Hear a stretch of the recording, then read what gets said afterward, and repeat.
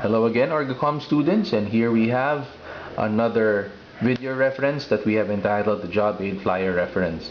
But before proceeding any further with this series, if you still haven't seen the series on how to make a cold call, I suggest you see that first because there's a lot of stuff in this series that builds on the ideas, principles, and tips that have been given in how to make a cold call. So please see that first before proceeding any further.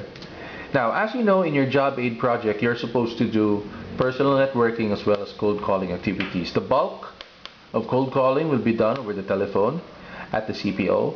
But as far as face-to-face exchanges are concerned, whether they be cold calls or personal networking activities, you can do that through the aid of the Job Aid Flyer.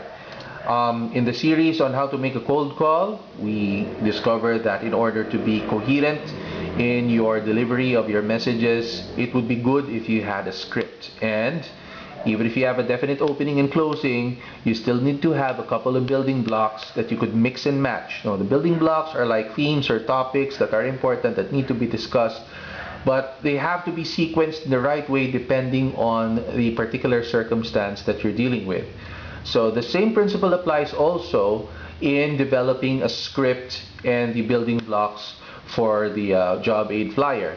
So here we have some suggested themes that you could use in between the opening and the closing of your message. Okay, there are a couple of new themes that are new here that you haven't encountered in the cold call series, such as here, this portion where you're supposed to give a flyer to your target audience, and this portion where you are supposed to get contact information and the CSV schedule of your target audience in order to have a very effective feedback loop.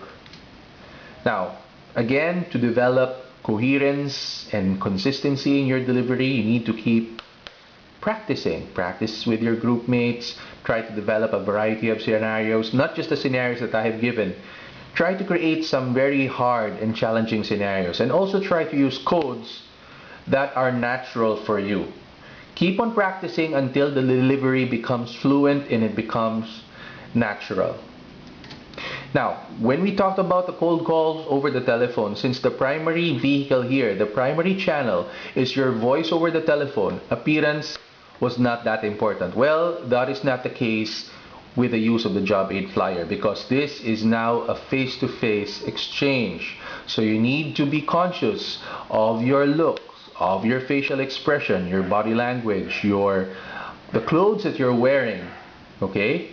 And also, please take note that there are certain nonverbals that might apply to a dyad, body language, facial expressions that apply to a dyad, which do not necessarily apply to a big group.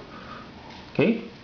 So with that, I leave you with the 3 examples that we have. We have one example where you will be dealing with someone that you know very well, a friend, and you have several examples where you'll be dealing with an acquaintance and even total strangers.